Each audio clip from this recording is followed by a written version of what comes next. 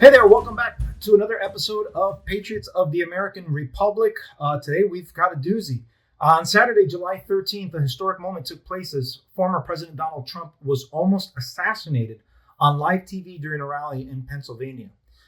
This sent out immediate shockwaves throughout the political world as news coverage exploded with video of what took place.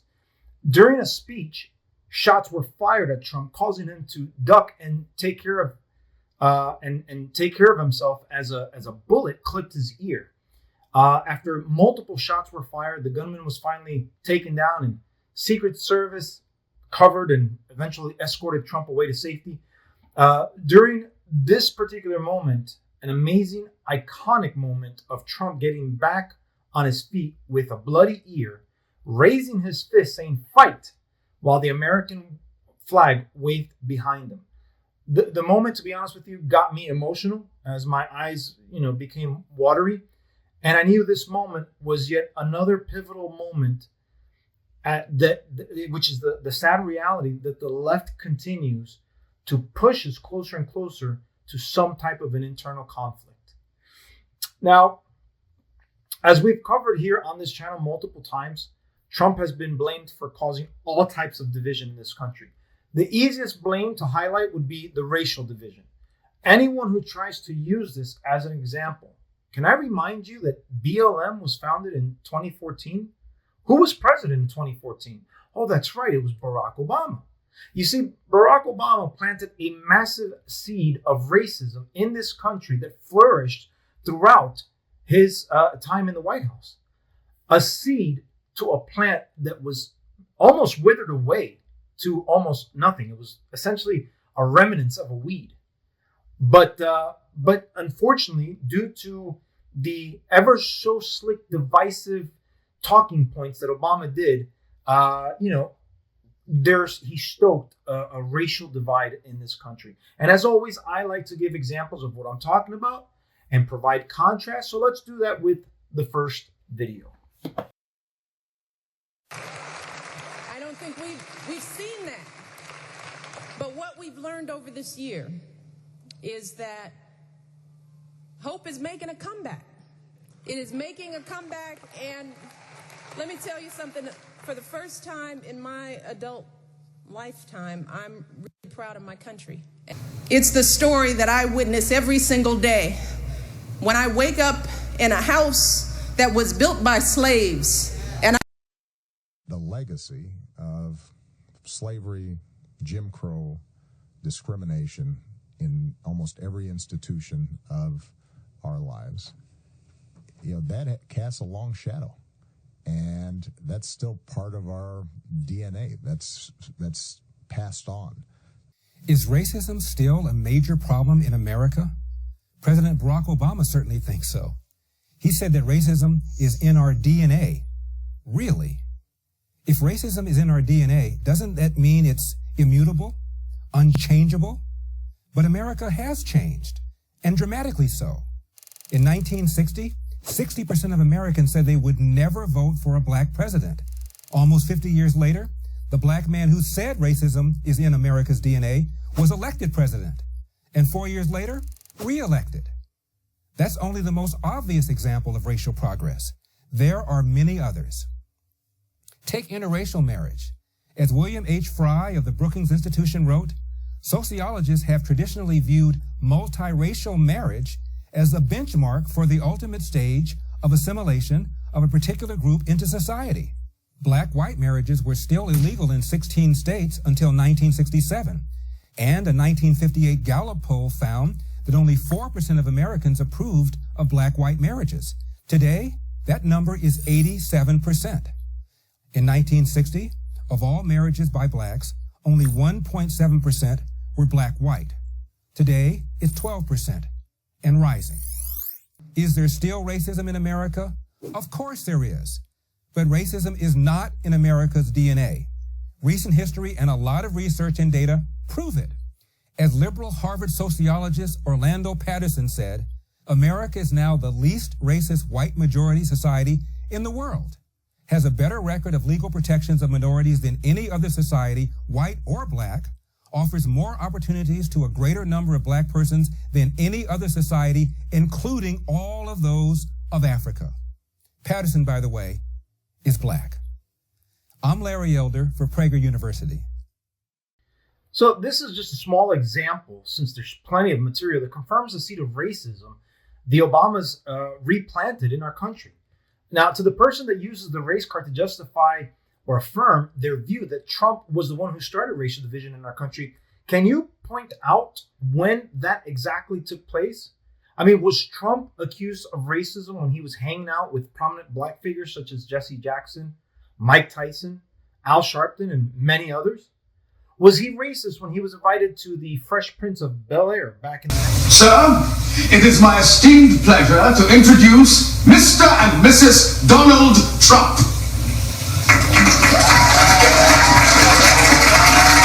It's the Donald! Oh my God!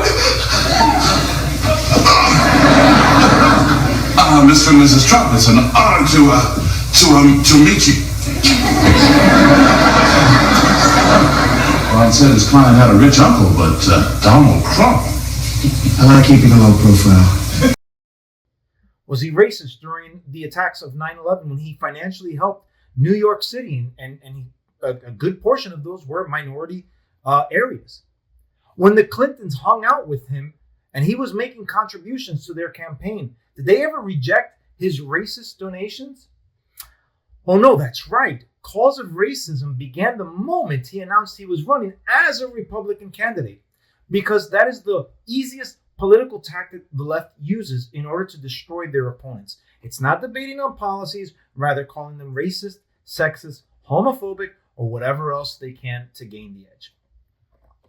Now, after debunking the race card, the left may say, well, he caused the violent temperature that's come back to haunt him, if you will. Listen, the media has been calling Trump evil and comparing him to Hitler for quite some time now. The dehumanizing rhetoric of Adolf Hitler is once again alive and well on a national political stage.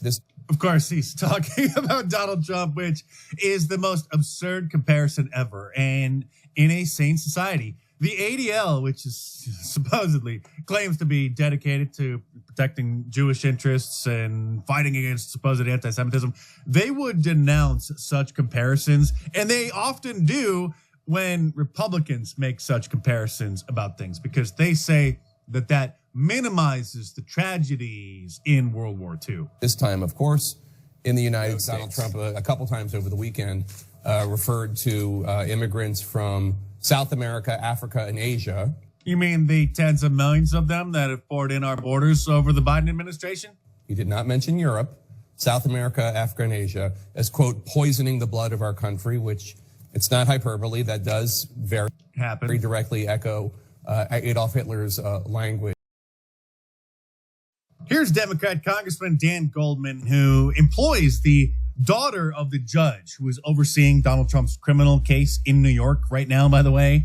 She fundraises for him. So she helps funnel money to clowns like this, who now insist that Donald Trump is the new Hitler. And there's no question that Donald Trump has visions, as we saw from his video with the unified Reich.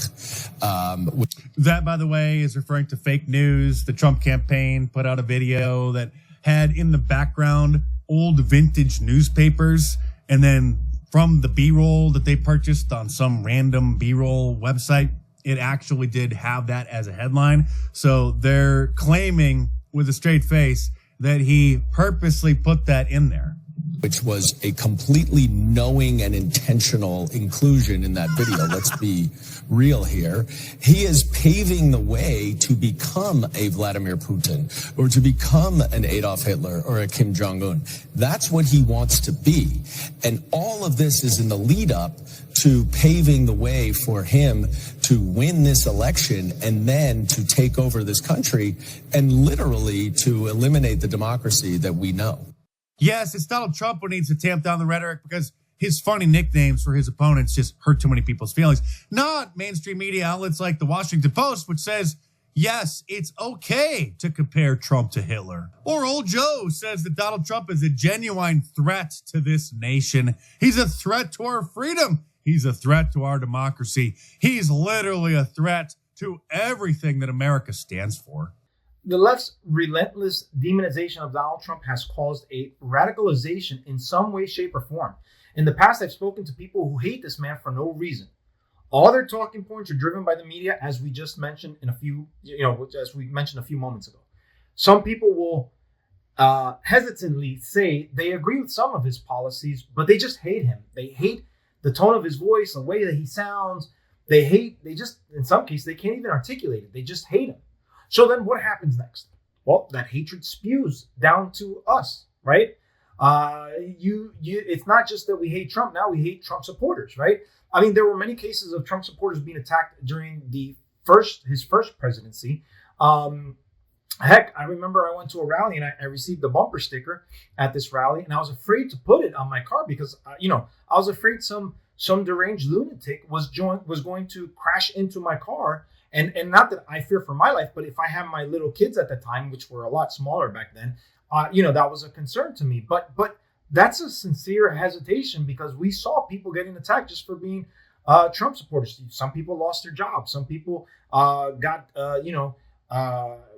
they were told by family members. They were disassociated by family members, as I have been, and friends and so on and so forth. So, the hatred is extremely real. And it was all motivated by the media's hateful rhetoric. That red hat that says "Make America Great Again," that tells people that you go along with this. So you might as well just put a swastika on the hat. But it's not just Joy Blowhard and the old bags on The View. This has been a Democrat talking point for years. We can no longer say Trump's the bad guy.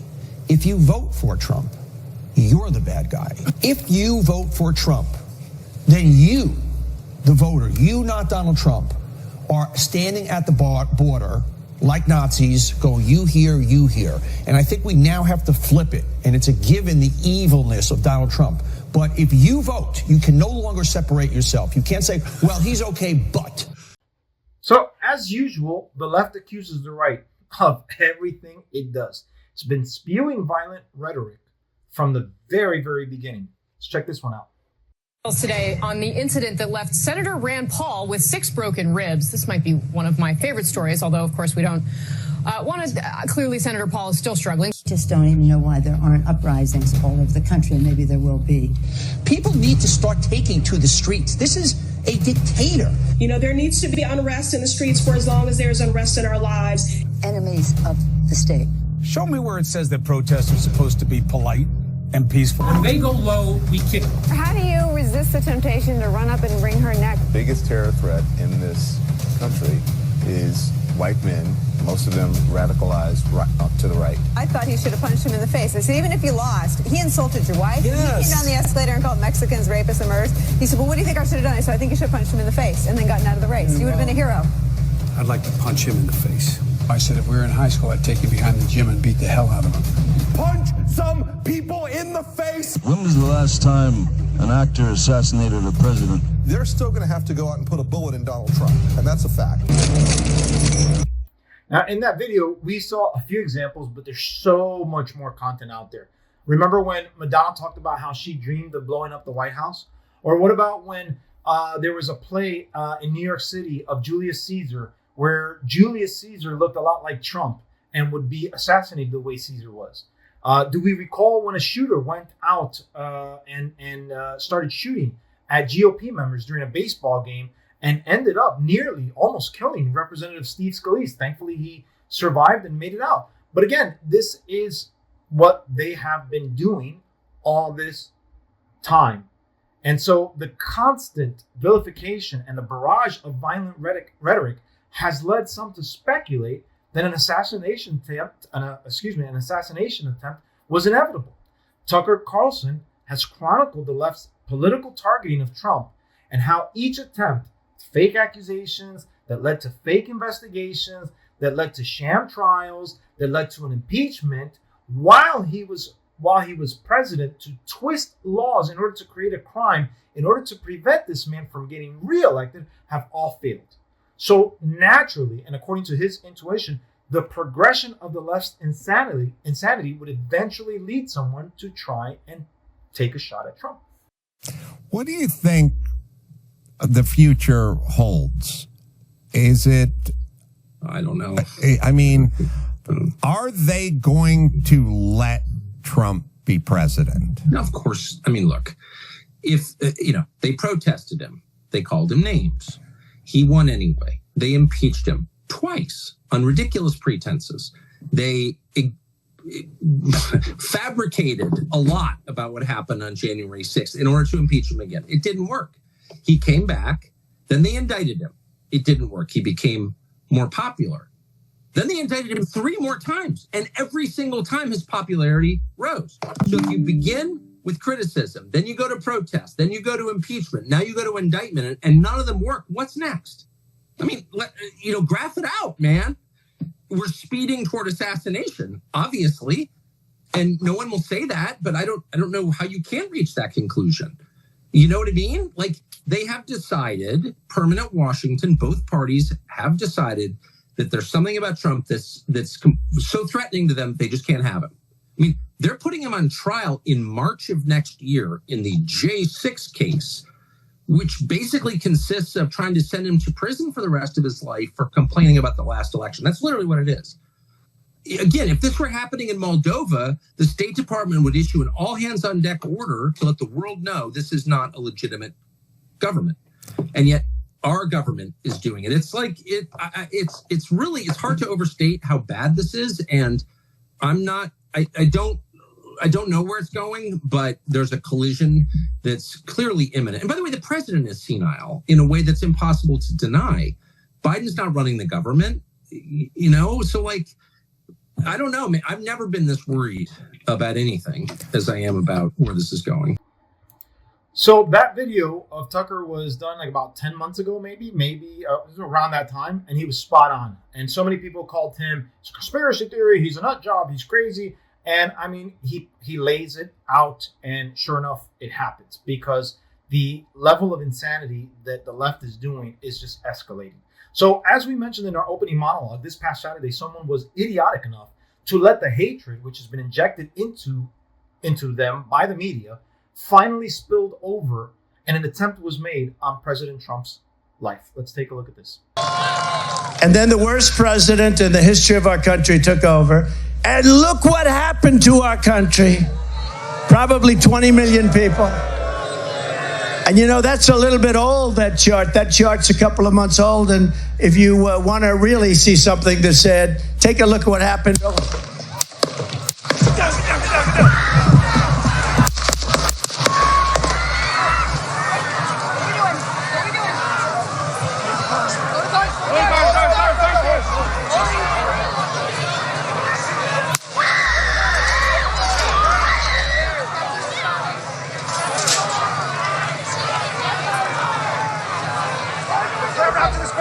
Move his spear. Hold. When you're ready. On you. Ready. Move. Up. Move. Go. Up. Hawkeye's here. We ready?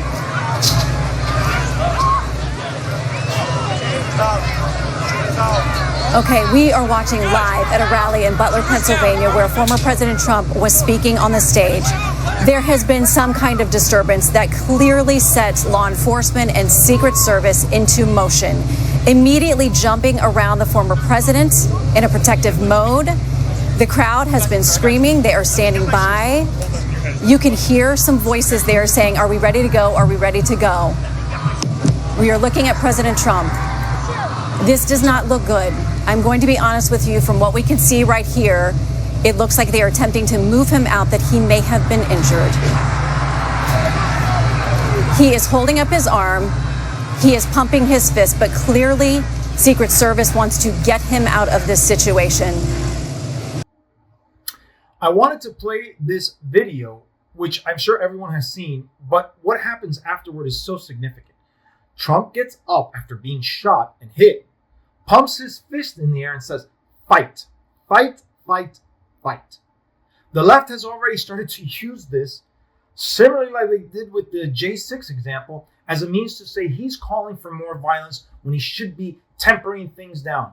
The disgusting comments coming from the left after this event have not been surprising to me. given their fabricated hatred towards this man. Others, however, quickly took to TikTok to express their disappointment that the attempted assassination was unsuccessful, like this lunatic. You're telling me somebody finally had the balls to bring a pew-pew, and he missed! We were a second away! We were a centimeter away from half of the problem being gone, and you missed!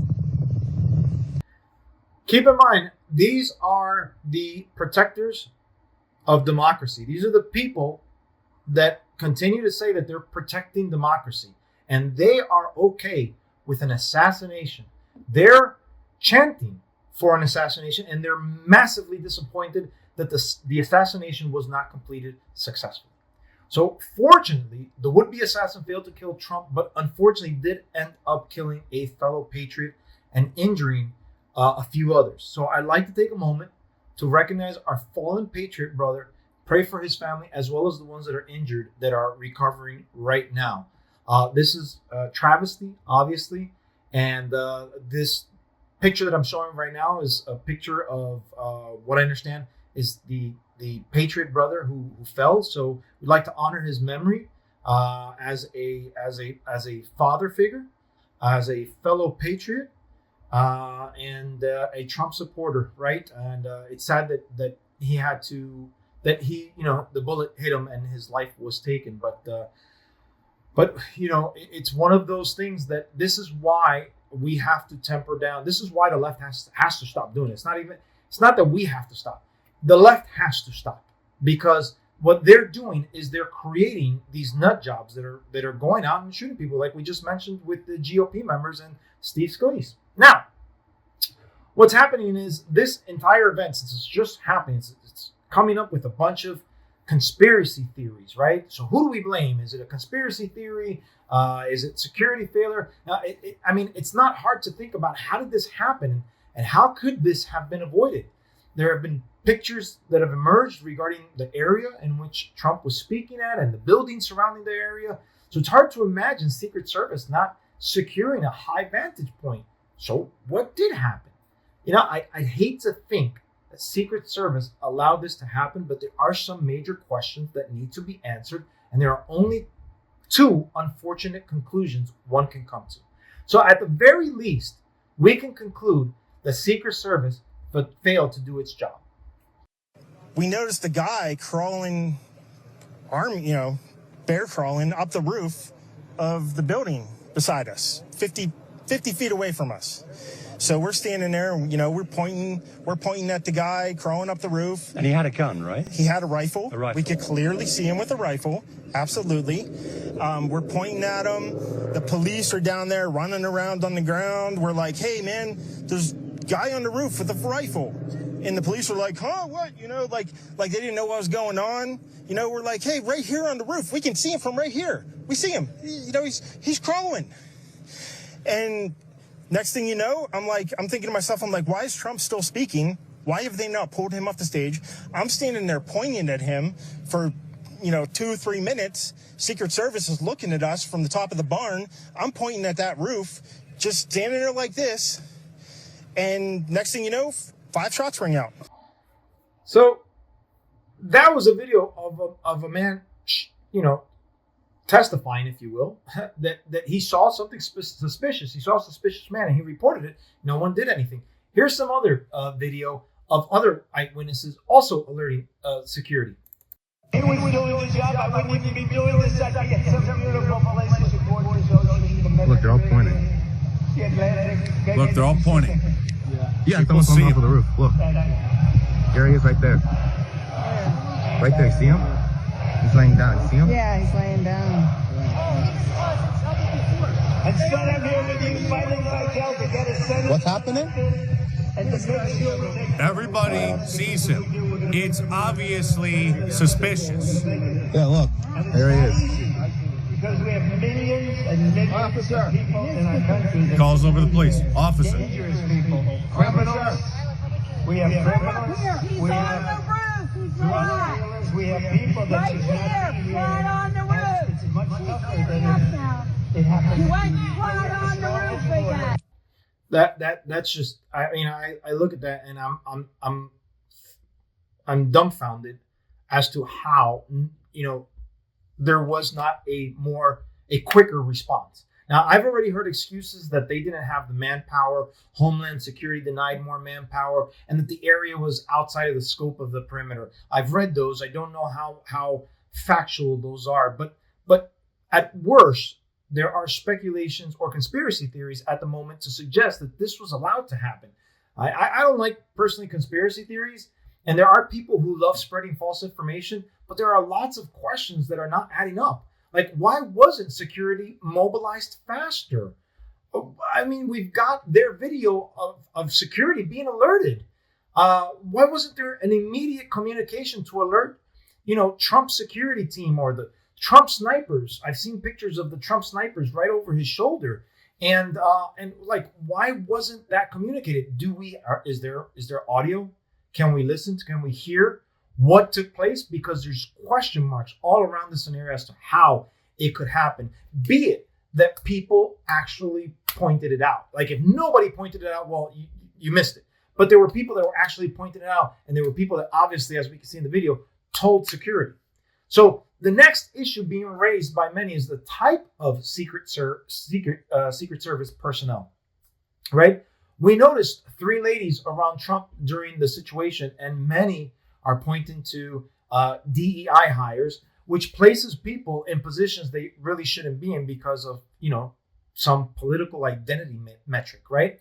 Now, let's be honest. For the most part, men are bigger, stronger, and faster than women. That's not sexist. That's just actual biology, right? Due to the fact that we are bigger, our muscles can take more, they can absorb more, and they can increase bigger. You get if you put a professional bodybuilder against someone like me, obviously that professional bodybuilder is going to beat me out because that's an apples to oranges comparison. But if you put a professional bodybuilding man next to a professional bodybuilding woman, naturally the man is going to max out higher than the woman is, right? So when we look at the pictures that I'm showing right now and we see the type of comparison, I mean, it's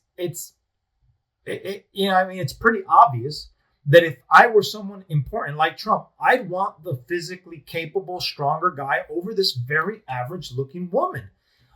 I think most of you would agree with me, but in the event that you don't, which person would you like being your bodyguard?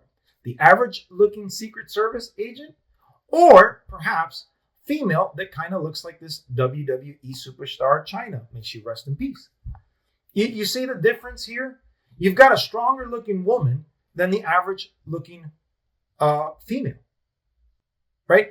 Then, so it's really clear, like it's really not about, I mean, there's a component that has to do with gender, but if you're going to have a woman in there, man, put someone who looks like they can actually protect you. Then we have this picture that's circulating showing one of a female Secret Service agent, what appears to be hiding behind Trump. Now, in all fairness, this could be just a bad angle, but from the video we played before, it doesn't look like it. So this type of picture has, stirred up a lot of scrutiny, and it's caused a lot of people have called or demanded for someone to be held accountable, which I agree. I mean, there was, again, at the very least, there was a Secret Service failure here, and someone should be held accountable. I mean, I don't know how far up the chain it's got to go, but somebody's got to be fired for not doing their job properly, right? So if it turns out now, because here's the conspiracy theory part. If it turns out that this was allowed to happen, which I don't think we'll ever know the truth, because who's going to investigate it fairly? Merrick Garland from the DOJ, Alejandro Mayorkas from Homeland Security. I'm not going to hold my breath in hopes the truth will ever be revealed, knowing how corrupt our government is, especially under Democratic rule. And it's difficult not to come up with these conspiracy theories, given their track record. When we look at things like C-19 and J6 and what took place during the last election. I mean, do we really trust our government for anything at this point? Now, there's actual conspiracy theories that are coming from dummies who think Trump staged this. He staged himself to get shot and make himself look like a martyr.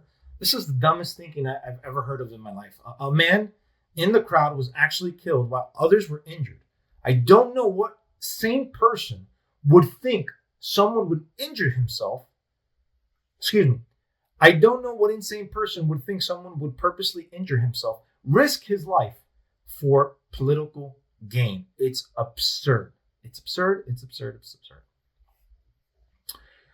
But given this disgusting event, it's a friendly reminder that Democrats denied Robert Kennedy, who was running for office, Secret Service request.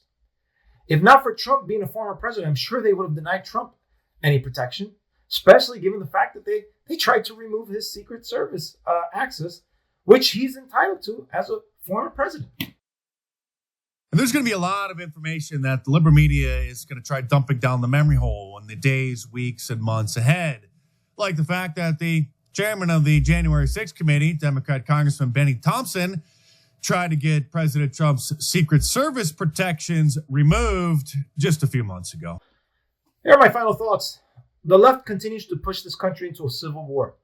If Trump is taken out or does not win, that could very well be the likely outcome. Now, one may think, but if he isn't voted in, he should lose. Based on all the suspicious activity in the last election and the refusal to look at the evidence or do a proper audit, the fact that we have Democrats refusing to vote on a bill that would prevent illegal immigrants from voting makes every one of us worried another election could be stolen. Democrats will punch you will punch you and then say you're the violent one when you punch back. And that is just a part of their manipulative tactic. But instead, of course, the media is going to do what the media does. They're going to try to flip the script and claim that the threat actually comes from the side that is being victimized, from the side that is being oppressed and attacked on a near daily basis. And then the biggest threat that officials are telling me tonight is in the form of retaliatory violence. You're taking me to exactly what I've been underscoring and is frankly very concerning in the rhetoric we are seeing at this hour already. We are seeing some Republican lawmakers come out with statements directly drawing a line between the shooter, whose name we do not know. We do not know if he's a lone actor or with somebody else, but drawing some connection to the government. We have nothing to base that on at this hour. At this hour, leading officials within the U.S. government still don't know what transpired. And it is frankly unpatriotic at this moment to be stoking the flames when we know that we are sitting on a cauldron of tensions. We know that tensions were already high before this incident, and the counterterrorism officials and Homeland Security officials that I've spoken to in the last few hours are deeply concerned that this event will be used as a rallying cry to launch attacks against individuals associated with the Biden campaign and lead to broader domestic distress. So right now, the goals are to investigate the incident, both the perpetrator and the security failures, as well as to try to tamp down any tensions that may arise coming out of it. Now, in this country, there is the First Amendment. And what we're seeing on Twitter, while it is First Amendment protected activity, I will say again, is unpatriotic in the sense that we know that this kind of rhetoric has a nexus to violence. We saw that on January 6th. We saw that in the attack against Nancy Pelosi's husband and multiple other instances. They're going to try to flip the script. The problem now is the response. The problem is that people are outraged that the president of the United States, their candidate on the ballot as a Republican, was almost murdered in front of their very eyes. We should be condemning those people because they're pissed off? You're insane. We should be worried about the rhetoric. No, what we should be worried about is a clear underlying evil that is spreading like wildfire across the nation. We should be having an honest conversation about left-wing radicalism, but instead, here we are dealing with this nonsense. Is political violence the answer? I mean, at the surface, people are going to say no, right? But history teaches us otherwise when we're faced with an actual threat. I mean, if that weren't the case, we wouldn't be celebrating the 4th of July. When actual tyrants and dictators come into power, they never give it up, and it's never defeated through a democratic voting process. The difficult line in our current story is that we don't have a single person as a tyrant. Rather, we have an entire party that mimics dictator-like tactics with their political opponents. You might look at me and say, well, Carlos, you're doing the same thing that you're accusing the left of doing. And I'm going to say, well, are we the ones jailing, trying to imprison political opponents? Are we the ones trying to, are we the ones going out and committing violent acts on people, on cities? Look, we just had our candidate, our president, right? Because I'm still going to maintain my position of what took place, of the funny business that took place. And again, if you're not going to show me an audit, I'm not changing my mind on my stance that the last election was stolen from us. But look what just happened. Did we go out and riot? Did we go out and break things? Did we go out and destroy cities? No, we reacted very differently. We got up. A lot of us probably prayed. A lot of us went onto the social media. A lot of voiced, on social media, and a lot of us went onto this man's website and donated because we want to see this man win. We want fairness. We want justice. We want an America that is fair to everyone, and it's not just fair to one political or favors one political party and tries to destroy the other one by any means necessary. So guys, that's what I have for you on my video. Thank you for joining. Please pray for our president, President Trump. Please pray for those family members that were hurt, injured, and the brother that fell. Our country is really divided. It's been like that for over a decade now, and the division is just getting bigger and bigger and wider and wider and wider. And so, if you look at how Tucker Carlson pointed the escalation measures of the left that led them to do exactly what he predicted, I mean, that same type of trajectory is happening with some type of internal conflict here within our country. I pray it doesn't get to that point. So I pray that, the left stops the madness. So guys, until next time, thank you so much for joining me on this video. I'll see you guys in the next one. God bless America. Peace out.